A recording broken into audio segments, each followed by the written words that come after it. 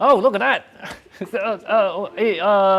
EOS C50. I'm so excited. I can't talk. I can't speak. Look at that. I'm filming. Oh, stop it. I'm filming with it. This is from a C50. Look at that. This is probably the not many Canon camera have this flat top other than EOS M, which we won't mention it again.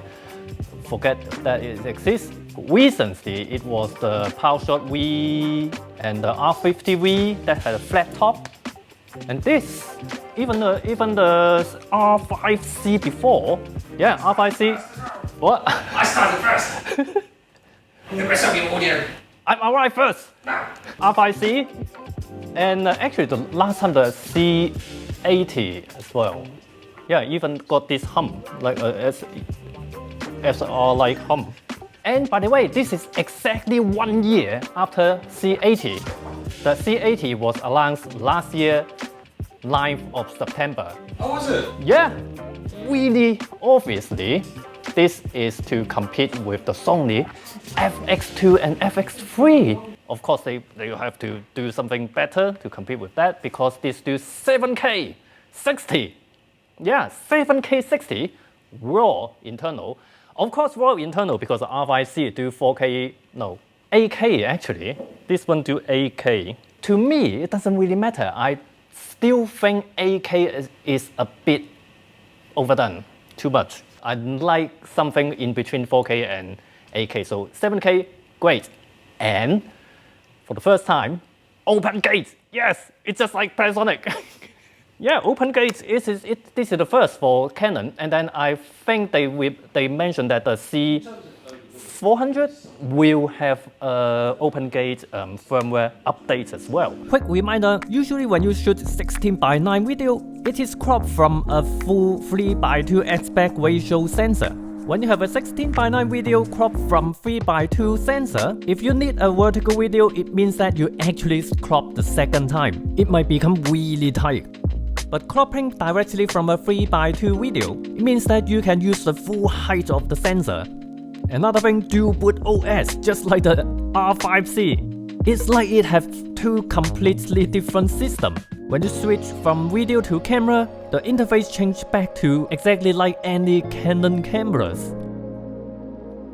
Yeah, let's look at the camera. Well, you might hear some noise at the background because Kai is there.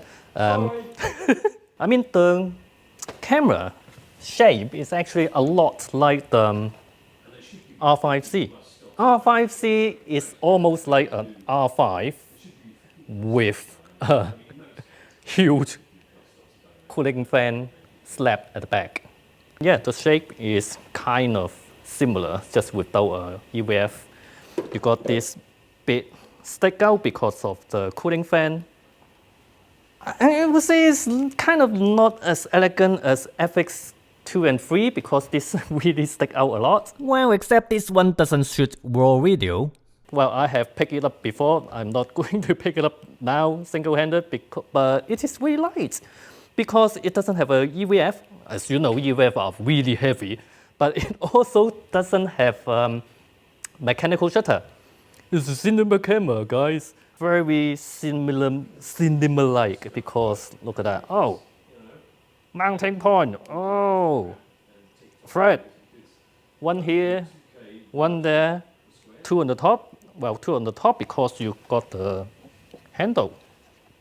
Wow, now it's really, whoa. Now it's really cinema. Look at that. Whoa, serious shooter. So yeah, this works with the horseshoe thing. And it got, oh, really professional XLR. And then this, like, really dangerous, these are really dangerous buttons, so you got to cover.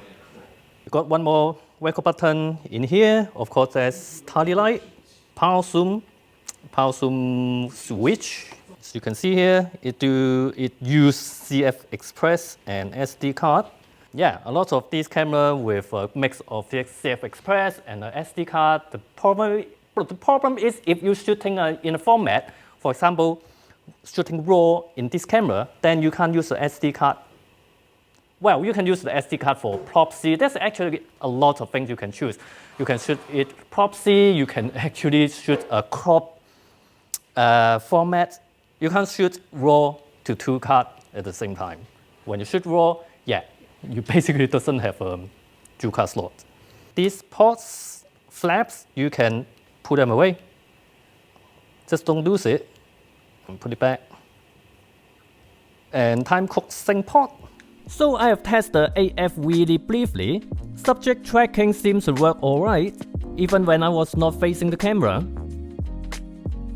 And then the price, I usually compare with US dollars, but these days US dollars camera price change almost every other day.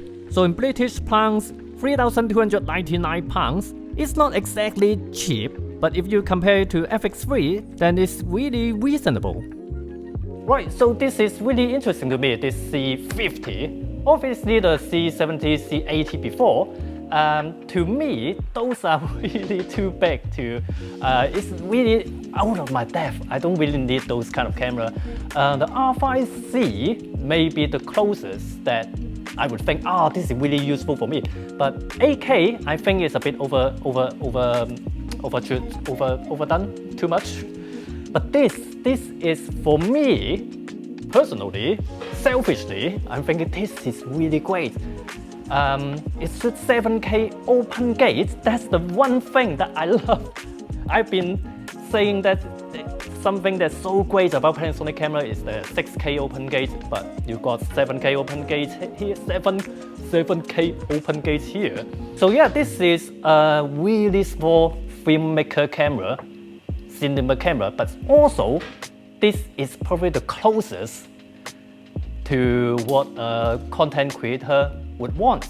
Maybe just lacking one thing, in-body stabilization, but you do have digital IS, and with the Canon lens IS, it had been good. On today's standard, maybe you want something more than a lens IS, but yeah, maybe that's the only thing that's lacking, but other than that, this is really great. It's small, it's light, 7K open gate, 7K open gate.